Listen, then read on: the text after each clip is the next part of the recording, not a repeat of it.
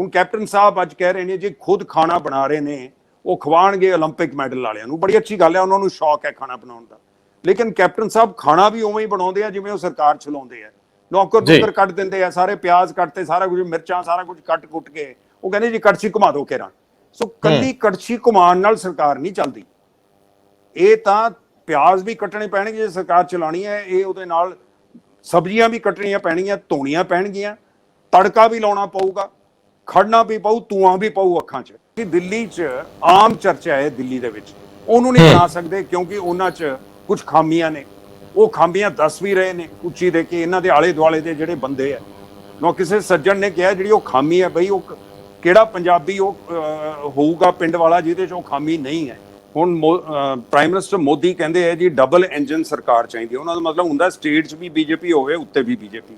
ਹੁਣ ਕਾਂਗਰਸ 'ਚ double engine ਤਾਂ ਹੈ, 2 ਇੰਜਨ ਗੱਡੀ ਨਾਲ ਲੱਗੇ ਹੋਏ ਹੈ। ਗੱਡੀ ਹੈ ਚੰਡੀਗੜ੍ਹ ਸਟੇਸ਼ਨ ਤੇ, ਇੱਕ ਇੰਜਨ ਜਾ ਰਿਹਾ ਕਾਲਕਾ ਨੂੰ, ਇੱਕ ਜਾ ਰਿਹਾ ਦਿੱਲੀ ਨੂੰ। ਗੱਡੀ ਖੜੀ ਉੱਥੇ ਦੀ ਉੱਥੇ। ਸਵਾਗਤ, ਮੈਂ ਹਰਜਿੰਦਰ ਸਿੰਘ ਰੰਧਾਵਾ, ਤੁਸੀਂ ਦੇਖ ਰਹੇ ਹੋ ਪੰਜਾਬ ਟੈਲੀਵਿਜ਼ਨ। ਔਰ ਮੇਰੇ ਨਾਲ ਨੇ ਸਰਦਾਰ ਕੇਸੀ ਸਿੰਘ, ਸਾਬਕਾ ਅੰਬੈਸਡਰ ਭਾਰਤ ਦੇ, ਔਰ ਅੱਜ ਕੱਲ ਇਹ ਸਾਂਝਾ ਸੁਨਹਿਰਾ ਪੰਜਾਬ ਮੰਚ ਦੇ ਕਨਵੀਨਰ ਵੀ ਨੇ। ਸਰਦਾਰ ਸਾਹਿਬ ਜੀ ਆਇਆਂ। ਸਤਿ ਸ਼੍ਰੀ ਅਕਾਲ ਰੰਧਾਵਾ ਸਾਹਿਬ, ਤੁਹਾਡੇ ਦਰਸ਼ਕਾਂ ਨੂੰ, ਤੁਹਾਨੂੰ ਬੜੀ ਖੁਸ਼ੀ ਹੈ, ਬੜੇ ਚਿਰ ਬਾਅਦ ਤੁਹਾਡੇ ਨਾਲ ਮਿਲੇ। ਇਸ ਰਸਤੇ ਤੁਸੀਂ ਹੀ ਪਾਇਆ ਹੈ, ਪੰਜਾਬ ਨਾਲ ਜੋੜਿਆ ਹੈ। ਮੈਂ ਤਾਂ ਅੰਗਰੇਜ਼ੀ ਦੇ ਚੈਨਲਾਂ ਤੇ 10 ਸਾਲਾਂ ਦਾ 12 ਸਾਲਾਂ ਦਾ ਪ੍ਰੋਗਰਾਮ ਕਰਦਾ ਸੀ, ਲੇਕਿਨ ਪੰਜਾਬ ਨਾਲ ਨਹੀਂ ਸੀ ਜੁੜ ਸਕੇ। ਤੇ ਉਹ ਰਸਤਾ ਦੇਖ ਕੇ ਹੁਣ ਦੇਖ ਰਹੇ ਹਾਂ ਕਿੱਥੇ ਜਾਊਗਾ। ਟੋਲਾ ਆਪਣਾ ਇੱਕ ਬਣਾ ਕੇ ਤੁਰੇ ਆ ਉਧਰ, ਹੁਣ ਕਿੱਥੇ ਪਹੁੰਚਦੇ ਆ ਹਲੇ ਪਤਾ ਨਹੀਂ। ਵੈਲਕਮ। ਮੈਂ ਸਰਦਾਰ ਸਾਹਿਬ ਇਹ ਜਾਣਨਾ ਚਾਹੁੰਦਾ ਸੀਗਾ ਕਿ ਪੰਜਾਬ ਦੀ ਜਿਹੜੀ ਸਿਆਸੀ ਸਥਿਤੀ ਹੈ ਉਹ ਡਾਵਾਡੋਲ ਹੈ। ਸਾਰੀਆਂ ਪਾਰਟੀਆਂ ਦੇ ਵਿੱਚ ਵੱਡਾ ਕਲੇਸ਼ ਹੈ। ਜੇਕਰ ਬਦਲਾਅ ਲਿਆਉਣ ਵਾਲਿਆਂ ਦੀ ਗੱਲ ਕਰੀਏ ਤਾਂ ਕੇਜਰੀਵਾਲ ਦੀ ਪਾਰਟੀ ਦੇ ਵਿੱਚ ਅੰਦਰੂਨੀ ਫੁੱਟ ਬੜੀ ਵੱਡੇ ਪੱਧਰ ਤੇ ਆ ਗਈ। ਭਗਵੰਤ ਮਾਨ ਬਹੁਤ ਅਗਰੈਸਿਵ ਨੇ ਔਰ ਬਹੁਤ ਰੁੱਸੇ ਹੋਏ ਨੇ, ਤੇ ਇਹਨਾਂ ਦੀ ਪਾਰਟੀ ਦੇ ਪ੍ਰਮੁੱਖ ਵੀ ਉਹ ਮੰਨਣ ਨੂੰ ਤਿਆਰ ਨਹੀਂ। ਸੁਖਬੀਰ ਸਿੰਘ ਬਾਦਲ ਨੂੰ ਕਿਸਾਨਾਂ ਨੇ ਘੇਰ ਰੱਖਿਆ, ਉਹਨਾਂ ਦੀ 100 ਦਿਨ 100 ਹਲਕੇ ਯਾਤਰਾ ਰੋਕੀ ਪਈ ਹੈ, ਤੇ ਕੈਪਟਨ ਅਮਰਿੰਦਰ ਸਿੰਘ ਤੇ ਨਵਜੋਤ ਸਿੰਘ ਸਿੱਧੂ ਦਾ ਕਲੇਸ਼ ਮੁੱਕਣ ਦਾ ਨਾਂ ਨਹੀਂ ਲੈ ਰਿਹਾ। ਮੈਨੂੰ ਇਹ ਸਮਝਾਇਓ ਕਿ ਐਸੇ ਧੁੰਦਲਕੇ ਦੇ ਵਿੱਚ ਜਦੋਂ ਪਹਿਲਾਂ ਹੀ ਇੰਨਾ ਰੌਲਾ ਰੱਪਾ ਹੈ, ਔਰ ਤੁਸੀਂ ਕਿੱਥੇ ਖੜੇ ਹੋ? ਤੁਹਾਡਾ ਇਹ ਮੰਚ ਜਿਹੜਾ ਅਲਟੀਮੇਟਲੀ ਤੁਸੀਂ ਜਾਣਾ ਤਾਂ ਸਿਆਸਤ ਵੱਲ ਹੈ, ਕਿਉਂਕਿ ਜੇ ਬਦਲਾਅ ਚਾਹੁੰਦੇ ਹੋ ਤਾਂ ਡੈਮੋਕ੍ਰੈਟਿਕ ਸੈਟਅਪ ਦਾ ਹਿੱਸਾ ਹੋਣਾ ਪੈਣਾ, ਤੁਹਾਨੂੰ ਅੰਦਰ ਵੜਨਾ ਪੈਣਾ, ਉਤਰਨਾ ਪੈਣਾ, ਇਹਨਾਂ ਗਲੀਆਂ ਨਾਲੀਆਂ ਦੇ ਵਿੱਚੋਂ ਦੀ ਲੰਘਣਾ ਪੈਣਾ ਜਿਨ੍ਹਾਂ ਨੂੰ ਬਣਾਉਂਦਿਆਂ ਮੈਨੂੰ ਲੱਗਦਾ 60 ਸਾਲ 70 ਸਾਲ ਹੋ ਗਏ ਆਜ਼ਾਦੀ ਦੇ, ਅਜੇ ਤੱਕ ਗਲੀਆਂ ਨਾਲੀਆਂ ਹੀ ਨਹੀਂ ਬਣੀਆਂ। ਸੋ ਮੈਨੂੰ ਇਹ ਦੱਸਿਓ ਕਿ ਪੰਜਾਬ ਦਾ ਮੌਜੂਦਾ ਦ੍ਰਿਸ਼ ਕਿਹੋ ਜਿਹਾ, ਉਸ ਤੋਂ ਸ਼ੁਰੂ ਕਰਦੇ ਹਾਂ, ਫਿਰ ਤੁਹਾਡੇ ਏਜੰਡੇ ਵੱਲ ਆਉਂਦੇ। ਦੇਖੋ, ਮੋਟੀ ਗੱਲ ਕੀ ਹੈ ਕਿ ਪੰਜਾਬ ਨੂੰ ਕੀ ਚਾਹੀਦਾ? ਪੰਜਾਬ ਨੂੰ ਚਾਹੀਦੀ ਹੈ ਇੱਕ ਖੇਤਰੀ ਪਾਰਟੀ ਜਿਹਦਾ ਰਿਮੋਟ ਕੰਟਰੋਲ ਦਿੱਲੀ ਨਾ ਹੋਵੇ। ਹੁਣ ਤੁਸੀਂ ਜਿਹੜੀਆਂ 3 ਪਾਰਟੀਆਂ ਦਾ ਨਾਮ ਲਿਆ, ਉਹਨਾਂ 'ਚੋਂ 2 ਦਾ ਤਾਂ ਰਿਮੋਟ ਕੰਟਰੋਲ ਦਿੱਲੀ 'ਚ ਹੈ। ਉਹਦੇ 'ਚ ਹੁਣੇ ਆਪਾਂ ਵਿਸਤਾਰ ਕਰਦੇ ਹਾਂ ਕਿ ਕਿਸ ਤਰੀਕੇ ਨਾਲ। ਔਰ ਇੱਕ ਦਾ ਕੰਟਰੋਲ ਇੱਕ ਫੈਮਿਲੀ ਕੋਲ ਹੈ ਜੀ। ਅਕਾਲੀ ਦਲ ਨਹੀਂ, ਉਹ ਬਾਦਲ ਦਲ ਰਹਿ ਕੇ ਬਣ ਚੁੱਕਿਆ ਹੈ। ਹੁਣ ਦੂਜਿਆਂ ਦਾ ਦੀ ਕੀ ਪ੍ਰੋਬਲਮ ਹੈ? ਪਹਿਲਾਂ ਲਓ ਤੁਸੀਂ ਕਾਂਗਰਸ। ਹੁਣ ਪ੍ਰਾਈਮ ਮਿਨਿਸਟਰ ਮੋਦੀ ਕਹਿੰਦੇ ਹੈ ਜੀ ਡਬਲ ਇੰਜਨ ਸਰਕਾਰ ਚਾਹੀਦੀ ਹੈ। ਉਹਨਾਂ ਦਾ ਮਤਲਬ ਹੁੰਦਾ ਸਟੇਟ 'ਚ ਵੀ ਬੀਜੇਪੀ ਹੋਵੇ, ਉੱਤੇ ਵੀ ਬੀਜੇਪੀ। ਹੁਣ ਕਾਂਗਰਸ 'ਚ ਡਬਲ ਇੰਜਨ ਤਾਂ ਹੈ, 2 ਇੰਜਨ ਗੱਡੀ ਨਾਲ ਲੱਗੇ ਹੋਏ ਹੈ। ਗੱਡੀ ਹੈ ਚੰਡੀਗੜ੍ਹ ਸਟੇਸ਼ਨ ਤੇ, ਇੱਕ ਇੰਜਨ ਜਾ ਰਿਹਾ ਕਾਲਕਾ ਨੂੰ, ਇੱਕ ਜਾ ਰਿਹਾ ਦਿੱਲੀ ਨੂੰ। ਗੱਡੀ ਖੜੀ ਉੱਥੇ ਦੀ ਉੱਥੇ।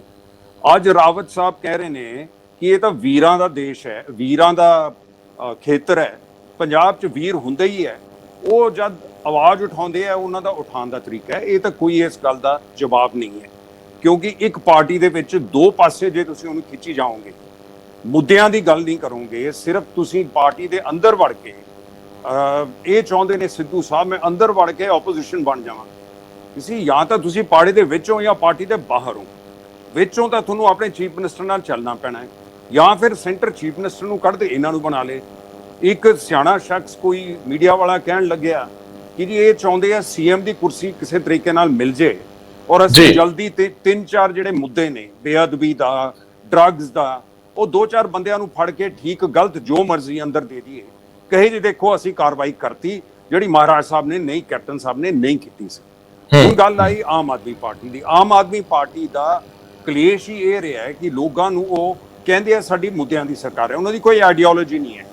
ਇੱਕੋ ਹੀ ਮੁੱਦਾ ਸੀ ਜਿੱਥੇ ਉਹ ਪਾਰਟੀ ਉੱਪਰ ਉੱਠੀ, ਉਹ ਇੰਡੀਆ ਅਗੇਂਸਟ ਕਰਪਸ਼ਨ। ਅੱਛਾ, ਉਹ ਇੱਕ ਮੁੱਦਾ ਤਾਂ ਇਕੱਲਾ ਤੁਸੀਂ ਸਰਕਾਰ ਨਹੀਂ ਨਾ ਚਲਾ ਸਕਦੇ ਇੱਕ ਮੁੱਦੇ ਨਾਲ। ਹੁਣ ਤੁਹਾਡਾ ਮੁੱਦਾ ਕੀ ਹੈ? ਕਿਸਾਨੀ ਮੁੱਦਿਆਂ ਤੇ ਤੁਹਾਡੀ ਕੀ ਅਪਰੋਚ ਹੈ? ਤੁਹਾਡੀ ਪੰਜਾਬ 'ਚ ਨੌਕਰੀਆਂ ਕਿਵੇਂ ਲਿਆਉਂਗੇ? ਤੁਸੀਂ ਉਹ ਦਿੱਲੀ ਚਲਾਉਣ, ਦਿੱਲੀ 'ਚ ਵੀ ਉਹਨਾਂ ਕੋਲ ਤੀਜੇ ਹਿੱਸੇ ਦੀ ਪਾਵਰ ਹੈ, ਨਾ ਉਹਨਾਂ ਕੋਲ ਕਾਰਪੋਰੇਸ਼ਨ ਹੈ, ਨਾ ਉਹਨਾਂ ਕੋਲ ਪੁਲਿਸ ਹੈ, LG ਉਹਨਾਂ ਦੇ ਉੱਤੇ ਬੈਠਾ ਹੈ, ਤੇ ਉਹ ਆਮਦਨੀ ਹੈ ਜ਼ਿਆਦਾ, ਖਰਚਾ ਹੈ ਘੱਟ। ਹੁਣ ਆਉਂਗੇ ਤੁਸੀਂ ਪੰਜਾਬ 'ਚ ਜਿੱਥੇ ਆਮਦਨੀ ਹੈ ਘੱਟ ਹੈ, ਖਰਚੇ ਜ਼ਿਆਦਾ, ਸੂਦ ਹੀ ਤੁਸੀਂ 17,000 ਕਰੋੜ ਸਾਲ ਦਾ ਦਿੰਦੇ ਹੋ। ਤੁਸੀਂ ਫਿਰ ਵਾਅਦੇ ਕਰੀ ਜਾਓ, ਅਸੀਂ ਆਹ ਬਣ ਦਾਂਗੇ, ਉਹ ਬਣ ਦਾਂਗੇ, ਝੂਠੇ ਵਾਅਦਿਆਂ ਨਾਲ ਕੀ ਫਾਇਦਾ? ਕੈਪਟਨ ਸਾਹਿਬ ਆਏ ਸੀ, ਕਿਹਾ ਜੀ 15 ਲੱਖ ਕਿਸਾਨਾਂ ਦਾ ਅਸੀਂ ਕਰਜ਼ਾ ਮਾਫ ਕਰਾਂਗੇ। ਜਦ ਇਲੈਕਟ ਹੋ ਗਿਆ 5 ਲੱਖ ਤੇ ਆ ਗਿਆ, ਕਰਦੇ ਕਰਾਇਆ ਉਦੋਂ ਵੀ ਥੱਲੇ ਚਲ ਗਿਆ। ਫਿਰ ਕਹਿਣ ਲੱਗੀ ਜਿਹਦੇ ਕੋਲ 1 ਹੈਕਟੇਅਰ ਤੋਂ ਘੱਟ ਜ਼ਮੀਨ ਹੈ ਉਹਦਾ ਮਾਫ ਕਰਾਂਗੇ। ਕਿੱਥੇ ਤਾਂ ਕਰਜ਼ਾ ਚੜਿਆ ਹੋਇਆ 70-80 ਹਜ਼ਾਰ ਕਰੋੜ ਕਿਸਾਨਾਂ ਤੇ, ਤੁਸੀਂ ਮਾਫ ਕੀਤਾ 3-4 ਹਜ਼ਾਰ ਕਰੋੜ 5 ਸਾਲਾਂ 'ਚ। ਸੋ ਇਸ ਕਰਕੇ ਗਲਤ ਵਾਅਦਿਆਂ ਦੀ ਜਿਹੜੀ ਇਹ ਪੋਲਿਟਿਕਸ ਹੈ, ਇਹਦੇ ਨਾਲ ਪੰਜਾਬ ਦਾ ਨੁਕਸਾਨ ਹੋਇਆ। ਸਨ 1980 'ਚ ਅਸੀਂ ਪਰ ਕੈਪੀਟਾ ਵਾਈਜ਼ ਨੰਬਰ 1 ਤੇ ਸੀ ਹਿੰਦੁਸਤਾਨ ਤੇ, ਜਦ ਕਿ ਹਰੀ ਕ੍ਰਾਂਤੀ ਦਾ ਖਤਮ ਹੋਈ ਹੈ ਉਦੋਂ ਅਸੀਂ 1 ਨੰਬਰ ਸੀ। 2000 ਦੇ ਵਿੱਚ ਅਸੀਂ ਨੰਬਰ 4 ਸੀ। ਪਿਛਲੇ 20 ਸਾਲਾਂ 'ਚ 10 ਸਾਲ ਬਾਦਲ ਪਰਿਵਾਰ ਨੇ ਰਾਜ ਕੀਤਾ ਹੈ, 10 ਸਾਲ ਕੈਪਟਨ ਸਾਹਿਬ, ਅਸੀਂ 4 ਨੰਬਰ ਤੋਂ 16 ਨੰਬਰ ਤੇ ਆ ਗਏ। ਕਿਉਂ ਪੰਜਾਬ ਗਿਆ ਨੀਚੇ? ਕਿਉਂ ਆਮਦਨ ਨਹੀਂ ਵਧੀ? ਕਿਉਂ ਕਿਸਾਨ ਦੀ ਆਮਦਨ ਨਹੀਂ ਵਧੀ? ਕਿਉਂ ਇੱਥੇ ਇਨਵੈਸਟਮੈਂਟ ਨਹੀਂ ਆਈ? ਇਹਦਾ ਜਵਾਬ ਕੌਣ ਦੇਊਗਾ? ਇਹ ਜਵਾਬ ਕਿਸ ਗੱਲ ਤੇ ਕਰ ਰਿਹਾ? CM ਕੌਣ ਬਣੂਗਾ? ਮੈਂ ਬਣੂਗਾ ਕਿ ਇਹ ਬਣੂਗਾ? ਬੇਅਦਬੀ ਨੂੰ ਲੈ ਲਓ, ਉਹ ਵੀ ਮੁੱਦੇ ਹੈ ਜ਼ਰੂਰ, ਲੇਕਿਨ ਜਿਹੜੇ ਵੱਡੇ ਮੁੱਦੇ ਹੈ ਕਿ ਪੰਜਾਬ ਨੂੰ ਕਿੱਧਰ ਜਾਣਾ, ਉਹਦੀ ਕੋਈ ਗੱਲ ਨਹੀਂ ਕਰਦਾ। ਹੁਣ ਕੇਜਰੀਵਾਲ ਸਾਹਿਬ ਦੇ ਦੇਖੋ, ਭਗਵੰਤ ਮਾਨ ਬੰਦੇ ਇਕੱਠੇ ਕਰੇ, ਉਹਦੇ ਨਾਲ ਲੋਕ ਜੁੜੇ ਹੋਏ ਨੇ ਕਈ ਹਿੱਸਿਆਂ ਦੇ ਪੰਜਾਬ ਦੇ। ਫਿਰ ਤੁਸੀਂ ਦਿੱਲੀ 'ਚ ਆਮ ਚਰਚਾ ਹੈ ਦਿੱਲੀ ਦੇ ਵਿੱਚ, ਉਹਨੂੰ ਨਹੀਂ ਬਣਾ ਸਕਦੇ ਕਿਉਂਕਿ ਉਹਨਾਂ 'ਚ ਕੁਝ ਖਾਮੀਆਂ ਨੇ। ਉਹ ਖਾਮੀਆਂ ਦੱਸ ਵੀ ਰਹੇ ਨੇ ਉੱਚੀ ਦੇ ਕੇ, ਇਹਨਾਂ ਦੇ ਆਲੇ ਦੁਆਲੇ ਦੇ ਜਿਹੜੇ ਬੰਦੇ ਆ ਨਾ, ਕਿਸੇ ਸੱਜਣ ਨੇ ਕਿਹਾ ਜਿਹੜੀ ਉਹ ਖਾਮੀ ਹੈ ਬਈ, ਉਹ ਕਿਹੜਾ ਪੰਜਾਬੀ ਉਹ ਹੋਊਗਾ ਪਿੰਡ ਵਾਲਾ ਜਿਹਦੇ 'ਚ ਉਹ ਖਾਮੀ ਨਹੀਂ ਹੈ। ਚਲੋ ਜੋ ਵੀ ਹੈ, ਮੋਟੀ ਗੱਲ ਇਹ ਹੈ ਕਿ ਕੇਜਰੀਵਾਲ ਕਿਸੇ ਬੰਦੇ ਨੂੰ CM ਚਿਹਰਾ ਨਹੀਂ ਬਣਾਏਗਾ ਜਿਹੜਾ ਪੰਜਾਬ ਨਾਲ ਸਿੱਧਾ ਜੁੜਿਆ ਹੋਵੇ। ਉਹ ਚਾਹੁੰਦਾ ਉਹ ਹੋਵੇ ਜਿਹੜਾ ਕੇਜਰੀਵਾਲ ਦੇ ਨਾਂ ਨੂੰ ਵੋਟ ਲਏ, ਤਾਂ ਕਿ ਕੱਲ ਨੂੰ ਜੇ ਹੋਵੇ ਉਹ ਕੇਜਰੀਵਾਲ ਰੋਕ ਲੇ ਉਹਦੀ ਕੁਰਸੀ ਆ ਕੇ। ਤੋ ਇਸ ਕਰਕੇ ਇਹ ਜਿਹੜੀ ਰਿਮੋਟ ਕੰਟਰੋਲ ਦੀ ਸਰਕਾਰ ਹੈ, ਔਰ ਤੁਸੀਂ ਨਾ ਚਾਹੋ ਕਿਸੇ ਬੰਦੇ ਨੂੰ ਜਿਹੜਾ ਇਹ ਲੱਗੇ ਕਿ ਉਹਦਾ ਸਿੱਧਾ ਕੋਈ ਪੰਜਾਬ ਨਾਲ ਸੰਪਰਕ ਹੈ, ਇਹ ਕਿੱਥੋਂ ਦੀ ਪੋਲਿਟਿਕਸ ਹੈ? ਇਹ ਕੋਈ ਖੇਤਰੀ ਪਾਰਟੀ ਬਣਾ ਕੇ ਪੰਜਾਬ ਦੀ ਆਪਣੀ ਪਾਰਟੀ ਦੀ ਪੋਲਿਟਿਕਸ ਨਹੀਂ ਹੈ। ਤੇ ਇਸ ਕਰਕੇ ਇਹ ਤਿੰਨੋਂ, ਬਾਕੀ ਬਾਦਲ ਦਲ ਦਾ ਸਾਨੂੰ ਪਤਾ ਹੀ ਹੈ, ਦੇਖੋ 3 ਵੱਡੀਆਂ ਪੋਸਟਾਂ ਸੀ, CM, ਡਿਪਟੀ ਚੀਫ ਮਿਨਿਸਟਰ ਔਰ ਕੈਬਨਿਟ ਮਿਨਿਸਟਰ ਸੈਂਟਰ ਤੇ, ਤਿੰਨੋਂ ਇੱਕ ਟੱਬਰ ਕੋਲ ਸੀ। ਇੱਕ ਵੀ ਬੰਦਾ ਅਕਾਲੀ ਪਾਰਟੀ ਜਿਨ੍ਹਾਂ ਨੂੰ ਹੋਰ ਨਹੀਂ ਮਿਲਿਆ ਕੇਂਦਰ 'ਚ ਜਾਂ ਸਟੇਟ ਦੇ ਵਿੱਚ, ਰਾਜ ਦੇ ਵਿੱਚ, ਜਿਹੜਾ ਕਈ ਹੱਕਦਾਰ ਹੁੰਦਾ ਕਿ ਚਲੋ ਚੀਫ ਮਿਨਿਸਟਰ ਤੁਹਾਡਾ ਹੋ ਗਿਆ ਭਾਈ, ਥੱਲੇ ਤਾਂ ਲਾ ਲਓ ਦੂਜਾ ਬੰਦਾ ਕੋਈ, ਕੈਬਨਿਟ ਮਿਨਿਸਟਰ ਤਾਂ ਲਾ ਲਓ, ਤੁਹਾਡੀ ਐਸੀ ਹੀ ਚੱਲਦੀ ਹੈ। ਉੱਥੇ ਬਾਦਲ ਸਾਹਿਬ ਜਾਂਦੇ, ਬੜੀ ਇੱਜ਼ਤ ਕਰਦੇ ਪ੍ਰਧਾਨ ਮੰਤਰੀ, ਉੱਥੇ ਮਿਨਿਸਟਰ ਬਣ ਕੇ ਫਿਰ ਇਹਨਾਂ ਨੇ ਸਵਾਦ ਵੀ ਲੈ ਲਿਆ ਮਿਨਿਸਟਰ ਬਣ ਕੇ। ਹੁਣ ਕਿਸਾਨ ਕਿਉਂ ਗੁੱਸੇ ਨੇ? ਕਹਿੰਦੇ ਜਦ ਕੈਬਨਿਟ ਦੇ ਵਿੱਚ ਕਾਨੂੰਨ ਆਏ, ਤੁਸੀਂ ਉਸ ਵੇਲੇ ਕਿਉਂ ਨਾ ਰੋਸ਼ ਆਪਣਾ ਪ੍ਰਗਟ ਕੀਤਾ? ਉਸ ਵੇਲੇ ਕਿਉਂ ਨਾ ਕੁਰਸੀ ਤੋਂ ਉੱਠ ਕੇ ਤੁਸੀਂ ਕਿਹਾ ਜੀ ਮੈਂ ਬਾਹਰ ਜਾ ਰਿਹਾ, ਮੈਂ ਜਾ ਰਹੀ ਹਾਂ ਇਸ ਵੇਲੇ ਛੱਡ ਕੇ, ਜੇ ਤੁਸੀਂ ਇਹ ਕਾਨੂੰਨ ਪਾਸ ਕਰੋਗੇ? ਧੱਕੇ ਨਾਲ ਸਤੰਬਰ 'ਚ 2 ਦਿਨਾਂ 'ਚ ਕਾਨੂੰਨ ਲੋਕ ਸਭਾ 'ਚ ਪਾਸ ਕਰ ਲਏ, 1 ਦਿਨ 'ਚ ਰਾਜ ਸਭਾ 'ਚ ਕਰ ਲਏ। ਫਿਰ ਇਹ ਜਾਗੇ ਅਕਾਲੀ ਦਲ ਵਾਲੇ, ਜਿਹਨਾਂ ਨੇ ਦੇਖਿਆ ਕਿ ਪੰਜਾਬ ਦੇ ਵਿੱਚ ਗੁੱਸੇ ਹੋ ਰਹੇ ਬੰਦੇ, ਫਿਰ ਤੁਸੀਂ ਛੱਡ ਕੇ ਭੱਜ ਗਏ। ਤਾਂ ਇਸ ਕਰਕੇ ਇਹ ਗੱਲਾਂ ਪੰਜਾਬ ਦੇ ਕਿਸਾਨਾਂ ਨੇ ਦੇਖ ਲਈਆਂ, ਉਹ ਸਵਾਲ ਪੁੱਛਣੇ ਸ਼ੁਰੂ ਕਰ ਰਹੇ ਆ। ਉਹ ਜੇ ਤੁਸੀਂ ਪਿੰਡਾਂ 'ਚ ਜਾਂਦੇ ਹੋ, ਕਹਿੰਦੇ ਪਹਿਲਾਂ ਇਸ ਗੱਲ ਦਾ ਜਵਾਬ ਦਿਓ ਕਿ ਉਦੋਂ ਤੁਸੀਂ ਕਿੱਥੇ ਸੀ।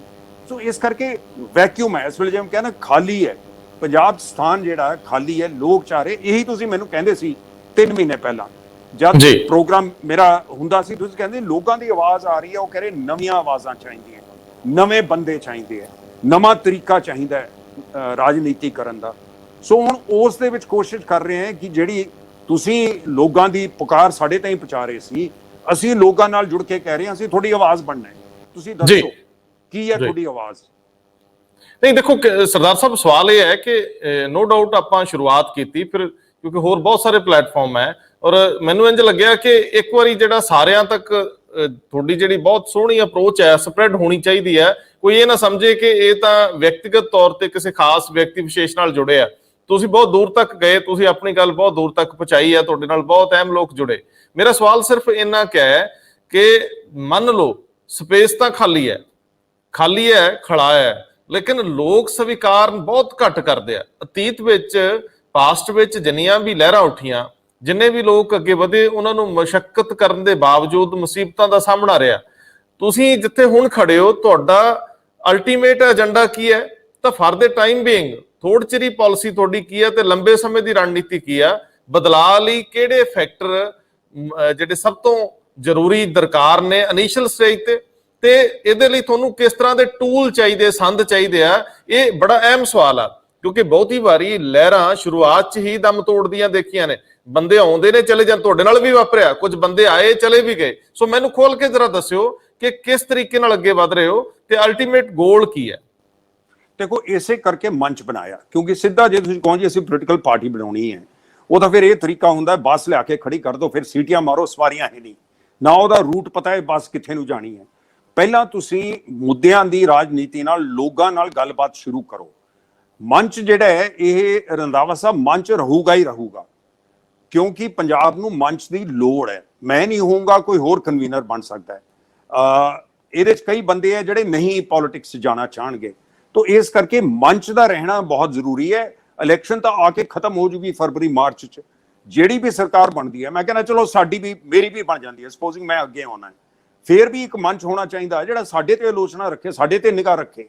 ਨਹੀਂ, ਇਹ ਨਹੀਂ ਹੋਣਾ ਚਾਹੀਦਾ ਸੀ ਇੱਕ ਦਿਨ ਕੁਝ ਸਰਪੰਚ ਤੇ ਲੰਬੜਦਾਰ ਚੰਡੀਗੜ੍ਹ ਏਰੀਏ ਦੇ 10-20 ਮੇਰੇ ਘਰ ਸੀਗੇ, ਉਹਨਾਂ 'ਚੋਂ ਇੱਕ ਨੇ ਬੜੀ ਸਿਆਣੀ ਗੱਲ ਕੀਤੀ ਸ਼ੁਰੂਆਤ ਜਦ ਇਹ ਮੰਚ ਬਣਾਉਣ ਜਾ ਰਹੇ ਸੀ।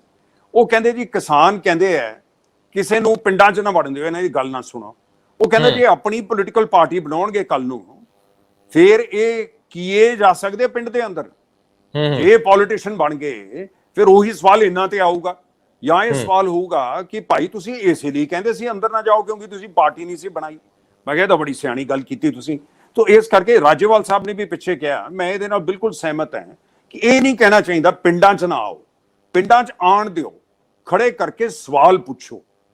ਤਾਂ ਉਹ ਕਿਹੜੇ ਸਵਾਲ ਪੁੱਛਣੇ ਆ, ਉਹ ਮੁੱਦੇ ਅਸੀਂ ਚੱਕ ਰਹੇ ਹਾਂ ਮੰਚ ਦੇ ਵਿੱਚ ਲੋਕਾਂ ਨਾਲ ਜੁੜ ਕੇ। ਜਿਵੇਂ ਹੁਣ ਉਦੋਂ ਅਸੀਂ ਕੁਰਾਲੀ 'ਚ ਪਹਿਲੀ ਮੀਟਿੰਗ ਅਨੰਦਪੁਰ ਸਾਹਿਬ ਮੱਥਾ ਟੇਕ ਕੇ 10ਵੇਂ ਪਾਤਸ਼ਾਹ ਨੂੰ ਯਾਦ ਕਰਕੇ, ਉਹਦੇ ਬਾਅਦ ਕੁਰਾਲੀ 'ਚ ਰੱਖੀ ਕੋਈ 300-350 ਬੰਦਿਆਂ ਦੀ। ਅਸੀਂ ਨਹੀਂ ਚਾਹੁੰਦੇ ਲੱਖਾਂ 'ਚ ਹਜ਼ਾਰਾਂ 'ਚ ਬੰਦੇ ਹੋਣ, ਨਾ ਸਾਡੇ ਕੋਲ ਤਾਕਤ ਹੈ। ਜਿਹਨੂੰ ਅਮਰੀਕਾ 'ਚ ਕਹਿੰਦੇ ਟਾਊਨ ਹਾਲ ਮੀਟਿੰਗ, ਇੱਕ ਹਾਲ ਦੇ ਅੰਦਰ 300-400 ਬੰਦਾ, ਤੁਸੀਂ ਆਪਣੇ ਮੁੱਦੇ ਰੱਖੋ, ਫਿਰ ਇੱਕ ਮਾਈਕ ਉਹਨਾਂ ਨੂੰ ਦਿਓ, ਉਹ ਸਵਾਲ ਪੁੱਛਣ। ਹੁਣ ਉਹਨਾਂ 'ਚੋਂ ਸਵਾਲ ਉੱਠਿਆ ਕੁਰਾਲੀ 'ਚੋਂ, ਕਹਿੰਦੇ ਜੀ ਕੈਪਟਨ ਕਮਲਜੀਤ ਸਿੰਘ ਨੇ ਕਿਹਾ ਸੀ ਦਸ਼ਮੇਸ਼ ਨਹਿਰ ਇੱਥੇ ਆਊਗੀ, ਪਾਣੀ ਸਾਡੇ ਏਰੀਆ 'ਚ ਪਹਾੜਾਂ ਦੇ ਨਾਲ, ਉਹ ਕਿਉਂ ਬੰਦ ਹੋ ਗਈ? ਫਿਰ ਅਸੀਂ ਪਤਾ ਕਰਨਾ ਸ਼ੁਰੂ ਕੀਤਾ, ਪਤਾ ਲੱਗਿਆ ਉਹ ਨਿਕਲਣੀ ਸੀ SYL ਕਨਾਲ 'ਚੋਂ। SYL ਕਨਾਲ ਠਹਿਰ ਗਈ, ਉਹਦੇ ਵਿੱਚ ਇਹ ਕਨਾਲ ਵੀ ਬੰਦ ਕਰਤੀ। ਇਹ ਕਿਤੋਂ ਹੋਰ ਕੱਢ ਲਓ ਭਾਈ, ਇਹ ਲੋਕਾਂ ਦਾ ਪਾਣੀ 1000 ਫੁੱਟ ਤੇ ਚਲਾ ਗਿਆ। ਇਹ ਸਾਰੇ 10ਵੇਂ ਪਾਤਸ਼ਾਹ ਦਾ ਇੱਥੇ ਘੁੰਮਦੇ ਰਹੇ ਇਸ ਜ਼ਮੀਨ ਦੇ ਵਿੱਚ, ਤੇ ਇਹਦੇ ਕਮ ਸੇ ਕਮ ਇਹਨਾਂ ਨੂੰ ਤਾਂ ਪਾਣੀ ਦਿਓ। ਸੋ ਇਹੋ ਜਿਹੇ ਮੁੱਦੇ ਜਦ ਲੋਕਾਂ ਨਾਲ ਜੁੜਦੇ ਆ, ਫਿਰ ਉਹਦੇ ਚੋਂ ਨਿਕਲਦੇ ਨੇ। ਉਹਨਾਂ ਦੀ ਕੋਈ ਸੁਣਦਾ ਨਹੀਂ, ਉਹਨਾਂ ਨਾਲ ਕੋਈ ਜਾ ਕੇ ਗੱਲ ਨਹੀਂ ਕਰਦਾ। ਆਪਣੇ ਦਫ਼ਤਰਾਂ 'ਚ ਬੈਠੇ ਆਪਣੀਆਂ ਬਿਜ਼ਨਸਾਂ ਕਰੀ ਜਾਂਦੇ ਮਿਨਿਸਟਰ ਜਿਹੜੇ ਹੈਗੇ, ਗਏ ਇੱਕਦਮ ਕਾਰ 'ਚ ਗੇੜਾ ਲਾ ਕੇ ਆ ਗਏ। ਤਾਂ ਇਸ ਕਰਕੇ ਇਸ ਤਰੀਕੇ ਨਾਲ ਕੋਸ਼ਿਸ਼ ਕਰਾਂਗੇ। ਜੇ ਉਹਦੇ ਬਾਅਦ ਲੋਕ ਜੁੜਦੇ ਨੇ, ਦੇਖੋ ਇੱਕ ਨੰਬਰ ਮੈਂ ਤੁਹਾਨੂੰ ਦੱਸਦਾ, ਅਸੀਂ 8-10 ਲਾਈਨਾਂ ਦਾ ਨੰਬਰ ਖੋਲਿਆ 74064 ਔਰ 5 ਵਾਰੀ 5 5 5 5 5 5 74064 55555। ਇਹਦੇ ਤੇ ਸਾਨੂੰ ਕੋਈ 1500 ਕਾਲ ਆਲਰੇਡੀ ਆ ਚੁੱਕੀ ਹੈ, ਜਿਹੜੇ ਬੰਦੇ ਕਹਿੰਦੇ ਆ ਹਾਂਜੀ ਤੁਸੀਂ ਕੰਮ ਕਰ ਰਹੇ ਹੋ, ਠੀਕ ਹੈ ਅਸੀਂ ਜੁੜਨਾ ਚਾਹੁੰਦੇ ਹਾਂ। ਇਹਦੇ ਨਾਲ ਅਸੀਂ ਚਾਹੁੰਦੇ ਹਾਂ ਬੰਦੇ ਸੀ। ਅੱਜ ਰੰਧਾਵਾ ਸਾਹਿਬ ਟੈਕਨੋਲੋਜੀ ਹੈ ਜਿਹੜੀ 5 ਸਾਲ ਪਹਿਲਾਂ ਨਹੀਂ ਸੀ, 10 ਸਾਲ 15 ਸਾਲ ਪਹਿਲਾਂ ਨਹੀਂ ਸੀ, ਔਰ ਲੋਕਾਂ ਨੂੰ ਮਹਾਮਾਰੀ ਐਪੀਡੈਮਿਕ ਕਰਕੇ ਲੋਕ ਟੈਲੀਫੋਨਾਂ ਨਾਲ ਜੁੜ ਗਏ ਨੇ। ਪਿੰਡਾਂ ਦੇ ਵਿੱਚ ਵੀ ਹਰੇਕ ਬੱਚੇ ਵੀ ਜੁੜੇ ਹੈ, ਬੱਚੇ ਪੜ੍ਹਾਈ ਵੀ ਕਰ ਰਹੇ ਹੈ ਇਹਦੇ ਤੇ। ਸੋ ਇਸ ਕਰਕੇ ਜਿਹੜਾ ਨਵਾਂ ਤਰੀਕਾ ਹੈ ਉਹਦੇ ਨਾਲ ਸਾਨੂੰ ਉਤਸ਼ਾਹ ਮਿਲਦਾ ਹੈ ਕਿ ਸ਼ਾਇਦ ਅਸੀਂ ਜਲਦੀ ਲੋਕਾਂ ਤਾਈਂ ਆਪਣੀ ਆਵਾਜ਼ ਪਹੁੰਚਾ ਸਕਦੇ ਹਾਂ ਔਰ ਲੋਕਾਂ ਦੀ ਆਵਾਜ਼ ਸੁਣ ਸਕਦੇ ਹਾਂ। ਇੱਕ ਤਾਂ ਸਾਨੂੰ ਆਨਲਾਈਨ ਆਵਾਜ਼ ਆਏਗੀ, ਇੱਕ ਅਸੀਂ ਛੋਟੇ 300-400 ਬੰਦਿਆਂ ਦਾ ਫੰਕਸ਼ਨ, ਇੱਕ ਤੁਹਾਡੀ ਰਾਹੀਂ ਹੋਰ ਇਸ ਤੇ ਇਹ ਜਿਹੜੇ ਪਲੇਟਫਾਰਮ ਹੈ, ਤੁਹਾਡਾ ਤਾਂ ਬਹੁਤ ਅਹਿਮ ਪਲੇਟਫਾਰਮ ਹੈ, ਇਹਦੇ ਰਾਹੀਂ ਲੋਕਾਂ ਨਾਲ ਜੁੜੀਏ। ਉਹ ਦੱਸਣ ਸਾਨੂੰ ਕੀ ਗਲਤ ਕਹਿ ਰਹੇ ਹਾਂ ਅਸੀਂ, ਕੀ ਠੀਕ ਕਹਿ ਰਹੇ ਹਾਂ, ਜਾਂ ਕਿਹੜਾ ਮੁੱਦਾ ਨਹੀਂ ਚੱਕ ਰਹੇ। ਮੁੱਦੇ 4-5 ਹੈ ਮੋਟੇ-ਮੋਟੇ, ਆਪਾਂ ਉਹਦੇ 'ਚ ਤੁਸੀਂ ਕਿਹਾ ਇਸ ਵੇਲੇ ਨਹੀਂ ਜਾਂਦੇ, ਸਾਰਿਆਂ ਨੂੰ ਪਤਾ ਹੈ। ਲੇਕਿਨ ਇਹ ਮੁੱਦਿਆਂ ਤੇ ਲੋਕਾਂ ਦਾ ਧਿਆਨ ਲਿਆਣਾ ਜ਼ਰੂਰੀ ਹੈ। ਇਹ ਨਹੀਂ ਕਿ ਕੌਣ ਲੀਡਰ ਹੋਊਗਾ, ਕੌਣ CM ਹੋਊਗਾ, ਕਿੱਧਰ ਨੂੰ ਜਾਏਗੇ, ਇਹਦੇ ਤੇ ਹੀ ਚਰਚਾ ਚੱਲ ਰਹੀ ਹੈ ਪਿਛਲੇ ਕਈ ਮਹੀਨਿਆਂ ਦੀ। ਨਹੀਂ, ਪਰ ਸਰਦਾਰ ਸਾਹਿਬ ਦੇਖੋ, ਮੇਰਾ ਆਪਣਾ ਅਨੁਭਵ ਜੋ ਮੈਂ ਦੇਖਦਾ ਹੈ, ਸੁਖਪਾਲ ਸਿੰਘ ਖਹਿਰਾ ਬਗਾਵਤ ਕਰਦੇ ਆ, ਉਹ ਕੇਜਰੀਵਾਲ ਦੇ ਮਾਫੀ ਮੰਗਣ ਦਾ ਜਿਹੜਾ ਉਹਨਾਂ ਵਿਕਰਮ ਮਜੀਠੀਆ ਤੋਂ ਮੰਗੀ ਸੀ, ਉਸ ਤੋਂ ਬਾਅਦ ਉਹ ਵਿਰੋਧ ਕਰ ਜਾਂਦੇ ਆ ਕਿ ਸਾਡੀ ਸਲਾਹ ਤੋਂ ਬਿਨਾਂ ਤੁਸੀਂ ਸਾਡੀ ਪਿੱਠ ਲਵਾਤੀ ਆ, ਪੰਜਾਬ ਦੇ ਮੁੱਦੇ ਨੂੰ ਤੁਸੀਂ ਜਮਾ ਖਤਮ ਕਰਤਾ, ਨਸ਼ੇ ਦੇ ਮੁੱਦੇ ਨੂੰ। ਸੋ ਜਦੋਂ ਉਹ ਬਾਹਰ ਕੱਢ ਦਿੱਤੇ ਜਾਂਦੇ ਆ ਇੱਕ ਟਵੀਟ ਦੇ ਰਾਹੀਂ, ਇੱਕ WhatsApp ਕਾਲ ਦੇ ਰਾਹੀਂ, ਤੇ ਉਸ ਤੋਂ ਬਾਅਦ ਉਹ ਬਠਿੰਡੇ ਦੇ ਵਿੱਚ ਵੱਡਾ ਇਕੱਠ ਕਰਦੇ ਆ। ਮੈਨੂੰ ਯਾਦ ਹੈ ਕਿ ਲੋਕ ਮੋਢਿਆਂ ਤੇ ਪਰਨੇ ਪਾ ਕੇ, ਚੱਪਲਾਂ ਪਾ ਕੇ, ਬੱਸਾਂ ਦੇ ਵਿੱਚ ਚੜ ਕੇ, ਆਪ ਮੁਹਾਰੇ ਜੇਬ ਚੋਂ ਪੈਸੇ ਖਰਚ ਕਰਕੇ ਬਠਿੰਡੇ 'ਚ ਪਹੁੰਚੇ। ਕੋਈ 50,000 ਬੰਦਾ ਸੀ ਔਰ ਸਾਰੇ ਵਲੰਟੀਅਰ ਸੀ। ਜੇ ਉਹ ਸੁਖਪਾਲ ਸਿੰਘ ਖਹਿਰਾ ਕਦੇ ਉਹਨਾਂ ਸਾਰੇ 50,000 ਬੰਦਿਆਂ ਨੂੰ ਨਾਲ ਤੋਰ ਲੈਂਦੇ ਤਾਂ ਪੰਜਾਬ ਦੀ ਸਿਆਸੀ ਆਬੋ ਹਵਾ ਕੁਝ ਹੋਰ ਹੁੰਦੀ। ਮੈਨੂੰ ਇੰਝ ਲੱਗਦਾ ਕਿ ਜਿਵੇਂ ਤੁਸੀਂ ਹੁਣ ਜਿਹੜੀ ਤੁਸੀਂ 74,064 ਟ੍ਰਿਪਲ ਜਿਹੜਾ 5555 ਦੀ ਗੱਲ ਕਰਦੇ ਹੋ, ਇਹਦੇ ਉੱਤੇ ਵੀ ਜਿਹੜੇ ਲੋਕ ਆਉਣਗੇ ਉਹਨਾਂ ਨੂੰ ਠੀਕ ਟ੍ਰੀਟ ਕੀਤਾ ਜਾਊ ਕਿ ਨਹੀਂ, ਇਹ ਬਹੁਤ ਵੱਡਾ ਸਵਾਲ ਹੁੰਦਾ। ਇੱਕ ਤਾਂ ਇਹ ਆ ਕਿ ਲੋਕ ਬਦਲਾਅ ਲਈ ਔਲਦੇ ਆ, ਉਹ ਸਾਂਭੇ ਨਹੀਂ ਜਾਂਦੇ, ਤੇ ਦੂਜੀ ਗੱਲ ਉਸ ਤੋਂ ਵੀ ਅਹਿਮ ਹੁੰਦੀ ਆ ਕਿ ਪੰਜਾਬ ਦੇ ਵਿੱਚ ਜਦੋਂ ਕੋਈ ਨਵੀਂ ਧਿਰ ਆਉਂਦੀ ਆ ਤੇ ਉਹ ਸੀਮਤ ਹੋ ਜਾਂਦੀ ਆ ਕੁਝ ਕੁ ਚਿਹਰਿਆਂ ਤੇ।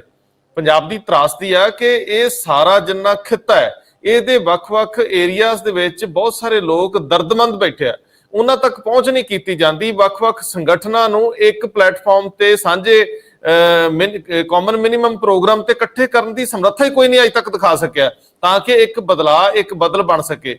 ਸੋ ਤੁਹਾਡੇ ਵਰਗੇ ਸੁਹਿਰਦ ਲੋਕ 4 ਜਾਂ 5 ਜਾਂ 10 ਜਾਂ 20 ਜਾਂ 50 ਅਹੁਦੇਦਾਰਾਂ ਨਾਲ ਚੱਲਣਗੇ ਤਾਂ ਸ਼ਾਇਦ ਸੀਮਤ ਹੋ ਜਾਣਗੇ। ਪੰਜਾਬ ਦੇ ਬਾਕੀ ਦਰਦਮੰਦ ਵੀ ਜਿਹੜੇ ਥਾਂ-ਥਾਂ ਤੇ ਬੈਠੇ ਆ, ਤੁਸੀਂ ਉਹਨਾਂ ਦੇ ਕੋਲ ਜਾ ਕੇ ਉਹਨਾਂ ਨੂੰ ਕਨਵਿੰਸ ਕਰ ਸਕਦੇ ਹੋ। ਉਹ ਅਜੇ ਤੱਕ ਖਲਾ ਮੈਨੂੰ ਲੱਗਿਆ ਭਰਿਆ ਨਹੀਂ ਗਿਆ। ਅੱਜ ਤੱਕ ਕਿਸੇ ਵੀ ਜਥੇਬੰਦੀ ਨੇ ਸ਼ੁਰੂਆਤ ਕਰਨ ਮੌਕੇ ਇਹ ਨਹੀਂ ਸੋਚਿਆ ਕਿ ਇਸੇ ਹੀ ਖੇਤਰ 'ਚ ਸਾਡੇ ਹੀ ਵਰਗੇ ਜਿਹੜੇ ਦੂਜੇ ਲੋਕ ਲੱਗੇ ਆ ਉਹਨਾਂ ਨੂੰ ਅਸੀਂ ਇਹ ਸਮਝਾਉਣ 'ਚ ਕਾਮਯਾਬ ਹੋਈਏ ਕਿ ਕੋਈ ਵੱਡਾ ਨਹੀਂ, ਕੋਈ ਛੋਟਾ ਨਹੀਂ, ਕਲੈਕਟਿਵ ਲੀਡਰਸ਼ਿਪ ਖੜੀ ਕਰਕੇ ਤੇ ਅੱਗੇ ਤੁਰਿਆ ਜਾਵੇ। ਤੁਹਾਨੂੰ ਲੱਗਦਾ ਕਿ ਤੁਸੀਂ ਇਹ ਦੋ, ਖਹਿਰੇ ਵਾਲੀ ਨਾਕਾਮਯਾਬੀ ਤੇ ਆਮ ਸੰਸਥਾਵਾਂ ਦਾ ਹੌਲੀ-ਹੌਲੀ ਪਿਛਾਂਹ ਚਲੇ ਜਾਣਾ ਕਿਉਂਕਿ ਉਹਨਾਂ ਦੀ ਈਗੋ ਵੱਡੀ ਹੁੰਦੀ, ਦੂਜਿਆਂ ਨੂੰ ਨਾਲ ਲੈ ਕੇ ਨਹੀਂ ਚੱਲ ਪਾਉਂਦੇ, ਤੁਹਾਡੇ ਨਾਲ ਨਹੀਂ ਵਾਪਰੂਗਾ? ਤੁਸੀਂ ਬਿਲਕੁਲ ਸਹੀ ਕਿਹਾ। ਇਹ ਜਿਹੜਾ ਤਾਂ ਹੀ ਮੰਚ ਬਣਾਇਆ, ਇਹ ਕੋਈ ਫਿਕਸਡ ਪਲੇਟਫਾਰਮ ਨਹੀਂ ਹੈ।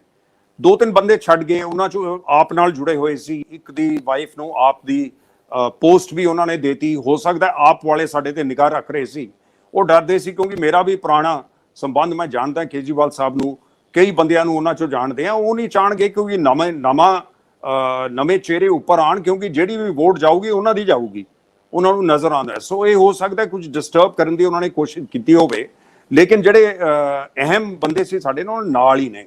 ਅੱਛਾ, ਉਹਨਾਂ ਨਾਲ ਹੋਰ ਬੰਦਿਆਂ ਨੂੰ ਜੋੜ ਰਹੇ ਹੈ। ਸੋ ਜਿਹੜਾ ਵੀ ਕੋਈ, ਜਿਵੇਂ ਸਪੋਜ਼ਿੰਗ ਹੁਣ ਜੁਮੇ ਨੂੰ ਅਸੀਂ ਜਾ ਰਹੇ ਹਾਂ ਪਟਿਆਲੇ, ਇਲੈਕਟ੍ਰਿਸਿਟੀ ਬੋਰਡ ਦੇ ਜਿਹੜੇ ਉੱਥੇ ਕੰਮ ਕਰਦੇ ਡਾਕਟਰ ਹਰਸ਼ਿੰਦਰ ਨੇ ਕਿਹਾ ਕਿ ਉਹਨਾਂ ਨਾਲ ਤੁਹਾਨੂੰ ਮਿਲਾਣਾ, ਜਿਹੜੇ ਵਰਕਰਸ ਉਹਨਾਂ ਦੇ ਔਖੇ ਨੇ, ਉਹਨਾਂ ਦੀ ਗੱਲ ਸੁਣਾਂਗੇ। ਉਹਦੇ ਬਾਅਦ ਜਿਹੜੇ ਚੇਅਰਮੈਨ ਸੀ ਉਸ ਟਾਈਮ, ਉਹ ਸ਼ੁਰੂ 'ਚ ਸਾਡੇ ਮੁੱਦੇ ਨਾਲ ਨਹੀਂ ਜੁੜੇ। ਉਹ ਸਾਡੇ ਇੱਕ ਮੈਂਬਰ ਗੁਰਬੀਰ ਸੰਧੂ, ਜਿਹੜੇ ਪੁਰਾਣੇ ਇੰਜੀਨੀਅਰ ਨੇ, ਉਹਨਾਂ ਦੇ ਕਲਾਸ ਫੈਲੋ ਨੇ, ਉਹਨਾਂ ਨੇ ਕਿਹਾ ਜੀ ਉਹ ਚੇਅਰਮੈਨ ਸਾਹਿਬ ਲੁਧਿਆਣੇ ਨੇ। ਮੈਂ ਕਿਹਾ ਉਹਨਾਂ ਨਾਲ ਬੈਠ ਕੇ ਗੱਲ ਕਰਦੇ ਹਾਂ, ਜਿਨ੍ਹਾਂ ਦੇ ਟਾਈਮ ਇਹ ਐਗਰੀਮੈਂਟ ਸਾਈਨ ਹੋਏ ਹੈ। ਪਹਿਲਾਂ ਲੋਕਾਂ ਦੀ ਗੱਲ ਸੁਣੋ, ਫਿਰ ਦੇਖੋ ਨੌਕਰੀਆਂ ਦਾ ਤਜਰਬੇ ਦਾ ਫਾਇਦਾ ਕੀ ਹੈ। ਅਸੀਂ ਤਜਰਬਾ ਨੌਕਰੀ ਜਿਹੜੀ ਅਸੀਂ ਸਰਕਾਰ 'ਚ ਕਰਦੇ ਰਹਿੰਦੇ ਹਾਂ, ਸਾਰੀ ਤੁਹਾਡੇ ਕੋਲ ਸਾਰੀ ਇਨਫੋਰਮੇਸ਼ਨ ਜਾਂ ਸਾਰੇ ਸਵਾਲਾਂ ਦਾ ਜਵਾਬ ਤੁਹਾਡੇ ਕੋਲ ਨਹੀਂ ਹੁੰਦਾ। ਤੁਹਾਨੂੰ ਪਤਾ ਹੋਣਾ ਚਾਹੀਦਾ ਜਵਾਬਾਂ ਦਾ, ਸਵਾਲਾਂ ਦਾ ਜਵਾਬ ਕਿਵੇਂ ਇਕੱਠਾ ਕਰਨਾ ਹੈ, ਉਹ ਇਕੱਠੇ ਕਰਕੇ ਉਹਨੂੰ ਕਿਵੇਂ ਫਿਰ ਅੱਗੇ ਲਗਾਉਣਾ ਹੈ। ਤੋ ਇਸ ਕਰਕੇ ਉਹਨਾਂ ਨੇ ਕਿਹਾ ਉਹ ਲੁਧਿਆਣੇ 'ਚ ਨੇ। ਮੈਂ ਕਿਹਾ ਆਪਾਂ ਜਿਹੜਾ ਲੁਧਿਆਣੇ ਫੰਕਸ਼ਨ ਕਰਨਾ ਹੈ ਐਤਵਾਰ ਨੂੰ, ਜਿੱਥੇ ਅਸੀਂ 200-300 ਬੰਦੇ ਇੰਜੀਨੀਅਰ, ਐਗਰੀਕਲਚਰ ਦੂਜੇ ਬੁਲਾਏ ਨੇ, ਮੈਂ ਕਿਹਾ ਉਹਦੇ ਤੋਂ ਅੱਧਾ ਘੰਟਾ ਪਹਿਲਾਂ ਬੈਠ ਕੇ ਆਪਾਂ ਕਾਫੀ ਪੀਂਦੇ ਆ ਚੀਫ ਇੰਜੀਨੀਅਰ ਸਾਹਿਬ ਨਾਲ, ਉਹਨਾਂ ਦੀ ਗੱਲ ਸੁਣੀਏ ਉਹ ਕੀ ਕਹਿੰਦੇ ਨੇ। ਸੋ ਇਹ ਤਰੀਕਾ ਇਹ ਹੈ ਕਿ ਜਿੰਨੇ ਵੀ ਅੱਗੇ ਤੋਂ ਅੱਗੇ ਬੰਦੇ ਮਿਲਣਗੇ, ਜਿਹੜੇ ਵੀ ਮਿਲਦੇ ਆ, ਜਿਵੇਂ ਉਦੋਂ ਅਸੀਂ ਬਾਬਾ ਸੇਵਾ ਸਿੰਘ ਜੀ ਕੋਲ ਗਏ ਤੇ ਉਹ ਜੁੜੇ ਹੋਏ ਨੇ ਆਪਣੇ এনवायरमेंट ਨਾਲ, ਉਹ ਜੁੜੇ ਹੋਏ ਨੇ ਦਰਖਤਾਂ ਨਾਲ। ਮੈਂ ਉਹਨਾਂ ਨੂੰ ਦਰਖਾਸਤ ਕੀਤੀ, ਮੈਂ ਕਿਹਾ ਜੀ ਤੁਸੀਂ ਬੜਾ ਚੰਗਾ ਕੰਮ ਕਰ ਰਹੇ ਹੋ, ਬੱਚੇ ਤਿਆਰ ਕਰ ਰਹੇ ਹੋ NDA ਲਈ, ਹੋਰ ਜਗ੍ਹਾ ਲਈ, ਤੁਸੀਂ ਇਹ ਵੀ ਸੋਚੋ ਜਿਹੜਾ ਪਾਣੀ ਜ਼ਹਿਰੀਲਾ ਹੋ ਰਿਹਾ ਹੈ, ਜਿਹੜਾ ਅਸੀਂ ਕਣਕ ਦੇ ਝੋਨੇ ਦੇ ਸਾਈਕਲ 'ਚ ਫਸੇ ਆ, ਉਹਦੇ ਬਾਰੇ ਵੀ ਤੁਸੀਂ ਗੱਲ ਕਰਨੀ ਸ਼ੁਰੂ ਕਰੋ। ਸੋ ਇਸ ਕਰਕੇ ਜਿਵੇਂ ਜਿਵੇਂ ਬੰਦੇ, ਅਸੀਂ ਬੰਦਿਆਂ ਕੋਲ ਜਾਵਾਂਗੇ, ਬੰਦੇ ਸਾਡੇ ਕੋਲ ਆਣਗੇ, ਉਹਨਾਂ ਨੂੰ ਮੁੱਦਿਆਂ ਨਾਲ ਕਿਵੇਂ ਜੋੜਨਾ, ਉਹ ਮੁੱਦਿਆਂ ਨੂੰ ਕਿਵੇਂ ਕਹਿੰਦੇ ਆ, ਅਸੀਂ ਇਹਨਾਂ ਦਾ ਇਲਾਜ ਕੀ ਲੱਭ ਸਕਦੇ ਹਾਂ, ਇੱਕ ਚਰਚਾ ਸ਼ੁਰੂ ਕਰਕੇ, ਪਹਿਲਾਂ ਚਰਚਾ ਵਧੇਗੀ ਤਾਂ ਹੀ ਲੋਕ ਤੁਹਾਡੀ ਗੱਲ ਸੁਣਨੀ ਸ਼ੁਰੂ ਕਰਨਗੇ, ਔਰ ਫਿਰ ਇਹ ਚਰਚਾ ਹੌਲੀ ਹੌਲੀ ਅਲੱਗ-ਅਲੱਗ ਜਗ੍ਹਾ ਲਿਜਾਵਾਂਗੇ, ਬਠਿੰਡੇ, ਹੋਰ ਜਗ੍ਹਾ ਜਿੱਥੇ ਜਿੱਥੇ ਕੋਈ ਮਿੱਤਰ ਬੁਲਾਉਂਦਾ ਹੈ। ਹੁਣ ਕੁਰਾਲੀ ਦੇ ਬਾਅਦ ਉਦੋਂ ਇੱਕ ਮੋਰਿੰਡੇ ਦੇ ਉੱਥੇ ਆਏ ਹੋਏ ਸੀ ਬੰਦੇ, ਉਹ ਕਹਿੰਦੇ ਮੇਰਾ ਜੰਝ ਘਰ ਹੈ ਜੀ, ਤੁਸੀਂ ਕੋਈ ਪੈਸਾ ਨਹੀਂ ਖਰਚ ਕਰਨਾ, ਮੈਂ 200-300 ਬੰਦੇ ਇਕੱਠੇ ਕਰੂੰਗਾ, ਤੁਸੀਂ ਉੱਥੇ ਆ ਜਾਓ। ਸੋ ਇਸ ਕਰਕੇ ਨਵਾਜ਼ ਸਾਹਿਬ ਇਹ ਤਿੰਨੋਂ ਚੀਜ਼ਾਂ ਤੇ ਚੱਲੇਗੀ, ਬੰਦਿਆਂ ਨਾਲ ਗੱਲਬਾਤ ਕਰਕੇ, ਪਲੇਟਫਾਰਮਸ ਤੇ ਜਾ ਕੇ, ਸੋਸ਼ਲ ਮੀਡੀਆ ਤੇ ਜਾ ਕੇ। ਸੋ ਇਸ ਕਰਕੇ ਕੋਈ ਵੀ ਯਤਨ ਹੋਵੇ ਉਹ ਅਸੀਂ ਨਹੀਂ ਛੱਡਣਾ, ਉਸ ਨੂੰ ਕਰਕੇ ਕਿਵੇਂ ਵਧਾਉਣਾ ਹੈ, ਜਲਦੀ ਤੋਂ ਜਲਦੀ ਕਿਵੇਂ ਵਧਾਉਣਾ ਹੈ, ਇਹ ਕੋਸ਼ਿਸ਼ ਹੈਗੀ। ਔਰ ਜਿੰਨੇ ਜ਼ਿਆਦਾ ਤੋਂ ਜ਼ਿਆਦਾ ਬੰਦੇ ਜੁੜਨਗੇ, ਤੁਹਾਡੀ ਗੱਲ ਬਿਲਕੁਲ ਠੀਕ ਹੈ। ਨਾਰਾਇਣ ਮੂਰਤੀ ਜਿਹੜੇ ਇਨਫੋਸਿਸ ਦੇ ਫਾਊਂਡਰ ਰਹੇ ਹੈ, ਪ੍ਰੈਜ਼ੀਡੈਂਟ ਰਹੇ ਹੈ, ਮੇਰੇ ਕੋਲ ਜਦ ਮੈਂ ਐਂਬੈਸਡਰ ਸੀ ਆਬੂ ਧਾਬੀ ਚ ਆਏ, ਬੜੀ ਸਿਆਣੀ ਗੱਲ ਕਹੀ ਉਹਨਾਂ ਨੇ। ਉਹ ਕਹਿੰਦੇ ਸਾਡੇ ਜਿਹੜੇ ਬੰਦੇ, ਸਾਡੇ ਤਾਂ ਜਿਹੜੇ ਜਿੰਨੇ ਅੰਦਰ ਆਉਂਦੇ ਹੈ, ਉਹਦੇ ਕੋਲ ਸਕਿੱਲ ਹੀ ਉਹਦੇ ਦਿਮਾਗ 'ਚ ਹੈ ਇਨਫੋਰਮੇਸ਼ਨ ਟੈਕਨੋਲੋਜੀ ਦੀ। ਹੀ ਸੇਜ਼ ਹਰੇਕ ਸਾਲ ਅਸੀਂ ਹਰੇਕ ਜਿਹੜੀ ਇਨਫੋਰਮੇਸ਼ਨ ਟੈਕਨੋਲੋਜੀ ਦੀ ਕੰਪਨੀ ਹੈ ਉਹ ਇਹ ਦੇਖਦੀ ਹੈ, ਅੰਗਰੇਜ਼ੀ 'ਚ ਕਹਿੰਦੇ ਅਟ੍ਰੀਸ਼ਨ ਰੇਟ, ਛੱਡ ਕੇ ਕਿੰਨੇ ਬੰਦੇ ਜਾ ਰਹੇ ਹੈ। ਜੇ ਤੁਹਾਡੇ ਤੋਂ ਬੰਦੇ ਛੱਡ ਕੇ ਜਾਣੇ ਸ਼ੁਰੂ ਹੋ ਗਏ, ਫਿਰ ਕੰਪਨੀ ਕਹਿੰਦਾ ਚੱਲ ਨਹੀਂ ਸਕਦੀ। ਜੇ ਬੰਦੇ ਤੁਹਾਡੇ ਉਨੇ ਹੀ ਹੈ ਜਾਂ ਵੱਧ ਰਹੇ ਹੈ, ਇਹਦਾ ਮਤਲਬ ਕੰਪਨੀ ਚੱਲੇਗੀ, ਕਿਉਂਕਿ ਹਰੇਕ ਬੰਦੇ ਦਾ ਨੌਲੇਜ ਉਹਦੇ ਦਿਮਾਗ 'ਚ ਹੈ, ਵਿਦਿਆ ਉਹਦੇ ਦਿਮਾਗ 'ਚ ਹੈ। ਜੇ ਉਹ ਚਲਾ ਗਿਆ, ਕੁਝ ਲੈ ਕੇ ਚਲਾ ਗਿਆ ਤੁਹਾਡੇ ਕੋਲੋਂ। ਸੋ ਇਸ ਕਰਕੇ ਬੰਦੇ ਜੋੜਨਾ ਨਿਹਾਇਤ ਜ਼ਰੂਰੀ ਹੈ, ਜੋੜ ਕੇ ਨਾਲ ਰੱਖਣਾ ਉਦੋਂ ਵੀ ਜ਼ਰੂਰੀ ਹੈ। ਇਹ ਲੀਡਰਸ਼ਿਪ ਦੀ ਇਹੀ ਤਾਂ ਕੁਆਲਿਟੀ ਹੈ ਲੀਡਰਸ਼ਿਪ ਦੀ। ਜੇ ਨਾਲ ਨਾ ਬੰਦੇ ਰੱਖ ਸਕੇ, ਫਿਰ ਉਹ ਅੱਗੇ ਵਧ ਨਹੀਂ ਸਕਦੇ। ਤੁਸੀਂ ਸਰਦਾਰ ਸਾਹਿਬ, ਆਖਰੀ ਸਵਾਲ ਮੇਰਾ ਇਸ ਮਰਹਲੇ ਦਾ ਕਿ ਅਸੀਂ ਜਿੱਥੇ ਖੜੇ ਆ ਉਹਦੇ ਵਿੱਚ ਲੋਕ ਸਿਆਸੀ ਸਿਸਟਮ ਤੋਂ ਔਰ ਰਵਾਇਤੀ ਪਾਰਟੀਆਂ ਤੋਂ ਉਹਨਾਂ ਦਾ ਮੋਹ ਭੰਗ ਹੋ ਗਿਆ, ਲੋਕ ਬਦਜਨ ਹੋ ਗਿਆ, ਲੋਕ ਇਹਨਾਂ ਨੂੰ ਪਸੰਦ ਨਹੀਂ ਕਰ ਰਹੇ, ਲੇਕਿਨ ਉਹਨਾਂ ਕੋਲ ਕੋਈ ਹੋਰ ਰਾਹ ਵੀ ਨਹੀਂ। ਫਿਰ ਆਖਰਕਾਰ ਉਹ ਇਹਨਾਂ ਦੇ ਖਾਤੇ 'ਚ ਜਾ ਪੈਂਦੇ ਆ। ਜੇਕਰ ਤੁਸੀਂ ਪੋਲਿਟਿਕਸ ਕਰਨੀ ਹੋਵੇ ਤਾਂ ਉਹ ਦੂਜਿਆਂ ਨਾਲੋਂ ਵੱਖਰੀ ਕਿਵੇਂ ਹੋਊਗੀ? ਮੈਨੂੰ ਇਹ ਸਭ ਤੋਂ ਵੱਡਾ ਸਵਾਲ ਇਹਨਾਂ ਸਮਿਆਂ ਦਾ ਕਿ ਜੇ ਕੋਈ ਵੱਖਰਾ ਹੈ ਤੇ ਉਹ ਕਿਵੇਂ ਵੱਖਰਾ ਹੈ। ਕੇਜਰੀਵਾਲ ਆਏ ਸੀ, ਬਦਲਾ ਲਈ, ਆਪ ਹੀ ਬਦਲ ਗਏ। ਅੱਜ ਉਹ ਸਾਰੀਆਂ ਉਹ ਚੀਜ਼ਾਂ ਕਰ ਰਹੇ ਆ ਜਿਹੜੀਆਂ ਰਵਾਇਤੀ ਪਾਰਟੀਆਂ ਕਰ ਰਹੀਆਂ, ਰਾਦਰ ਉਹਨਾਂ ਤੋਂ ਵੀ 2 ਕਦਮ ਅੱਗੇ ਵੱਧ ਜਾਂਦੇ। ਸੋ ਤੁਸੀਂ ਕੀ ਕਰ ਰਹੇ ਹੋ ਜਿਹੜਾ ਲੋਕਾਂ ਦਾ ਵਿਸ਼ਵਾਸ ਬਹਾਲ ਹੋ ਸਕੇ ਸਿਆਸਤ ਵਿੱਚ? ਇਹ ਆਖਰੀ ਸਵਾਲ ਹੈ। ਦੇਖੋ, ਜਿਹੜੇ ਨਾਲ ਤੁਹਾਡੇ, ਇੱਕ ਤਾਂ ਟਿਕਟਾਂ ਕਿਹਨੂੰ ਦੇਣੀਆਂ? ਜੇ ਦੇਣੀਆਂ, ਹੁਣ ਮੈਂ ਹੁਣੇ ਕਹਿ ਰਿਹਾ ਸਾਰਿਆਂ ਤੋਂ ਪਹਿਲਾਂ, ਜਿਹੜਾ ਕੋਈ ਬਿਜ਼ਨਸ ਕਰਦਾ, ਦੇਖੋ ਡਿਪਟੀ ਚੀਫ ਮਿਨਿਸਟਰ ਸਾਹਿਬ ਬੱਸਾਂ ਵੀ ਚਲਾਉਂਦੀ, ਉਹਨਾਂ ਦੀ ਫੈਮਿਲੀ ਹੋਟਲ ਵੀ ਚਲਾਉਂਦੀ ਹੈ। ਜਿਹੜੇ ਮੁੱਦੇ ਜਿਹੜੇ ਜਾਂ ਤਾਂ ਬਿਜ਼ਨਸ ਚਲਾ ਲਓ ਜਾਂ ਤੁਸੀਂ ਸਰਕਾਰ ਚ ਆ ਜਾਓ।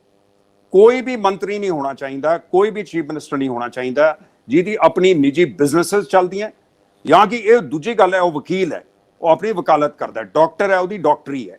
ਲੇਕਿਨ ਬਿਜ਼ਨਸ ਜਿਹੜਾ ਕਰਦਾ ਹੈ, ਅੱਛਾ ਜਿਹੜਾ ਬੰਦਾ ਇਸ ਵੇਲੇ ਖੇਤੇ ਦੇ ਰੇਤੇ ਦੇ ਉਹਦੇ ਕੋਲ ਠੇਕੇ ਨੇ, ਸ਼ਰਾਬ ਦੇ ਠੇਕੇ ਨੇ, ਉਹ ਜੇ ਕੋਈ ਪਾਰਟੀ ਛੱਡ ਕੇ ਵੀ ਆਉਂਦਾ ਉਹਨੂੰ ਨਹੀਂ ਲੈਣਾ ਚਾਹੀਦਾ ਕਿਸੇ ਵੀ ਪਾਰਟੀ ਨੂੰ, ਨਾ ਆਪ ਨੂੰ ਲੈਣਾ ਚਾਹੀਦਾ। ਆਪ ਇਹੋ ਜਿਹਾ ਪਰਹੇਜ਼ ਨਹੀਂ ਕਰਦੀ ਰਹੀ।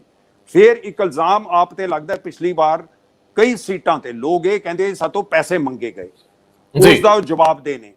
ਸੀਟਾਂ ਪੈਸੇ ਦੇ ਕੇ ਜੇ ਤੁਸੀਂ ਦੇਣੀਆਂ ਸ਼ੁਰੂ ਕਰ ਲੀਆਂ, ਸੋ ਲੋਕਾਂ ਨੂੰ ਸਾਫ਼ ਦੱਸੋ ਆਹ ਬੰਦੇ ਸਾਡੇ ਨਾਲ ਜੁੜੇ ਹੋਏ ਹੈ, ਇਹਨਾਂ ਚੋਂ ਜਿਹੜਾ ਬਿਜ਼ਨਸ ਹੋਏਗਾ ਜਿਹਦੇ ਕੋਲ ਕੋਈ ਐਡੀ ਸਕਿੱਲ ਨਹੀਂ ਹੈ, ਜੇ ਉਹ ਦਿਖਾ ਸਕੇ ਮੇਰੇ ਕੋਲ ਇਹ ਤਜਰਬਾ ਹੈ, ਮੈਂ ਤਜਰਬਾ ਜ਼ਰੂਰੀ ਨਹੀਂ ਸਰਕਾਰੀ ਨੌਕਰੀ 'ਚ ਹੋਵੇ, ਤਜਰਬਾ ਕਿਤੇ ਵੀ ਹੋ ਸਕਦਾ ਬੰਦੇ ਦਾ, ਉਹ ਪੰਚਾਇਤ ਨਾਲ ਜੁੜਿਆ ਹੋਇਆ, ਉਹਨੇ ਡਿਵੈਲਪਮੈਂਟ ਕੀਤੀ ਹੈ, ਪਿੰਡਾਂ 'ਚ ਕੀਤੀ ਹੈ।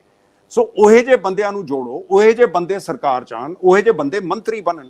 ਤੇ ਉਹ ਮੰਤਰੀਆਂ ਦਾ ਲੱਗਣ ਤੋਂ ਪਹਿਲਾਂ ਦੱਸਣ ਜੀ ਆ ਪਿਛਲੇ 5 ਸਾਲ 'ਚ ਮੇਰੀ ਆਹ ਆਮਦਨ ਸੀ, ਮੇਰੇ ਕੋਲ ਆਹ ਪ੍ਰਾਪਰਟੀ ਹੈ, ਆਹ ਜਾਇਦਾਦ ਹੈ, ਔਰ ਹਰੇਕ ਸਾਲ ਉਹ ਪਬਲਿਕ ਕਰਨ ਆਪਣੀ ਜਾਇਦਾਦ, ਆਪਣੀ ਤੇ ਪੂਰੀ ਫੈਮਿਲੀ ਦੀ।